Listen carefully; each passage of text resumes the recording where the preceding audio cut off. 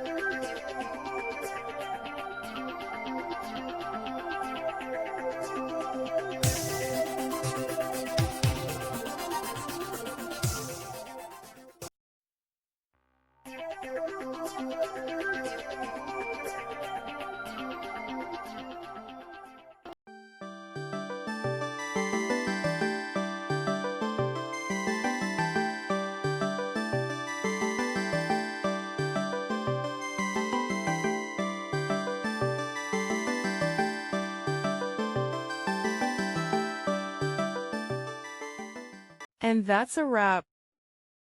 I hope you found the answer you were looking for.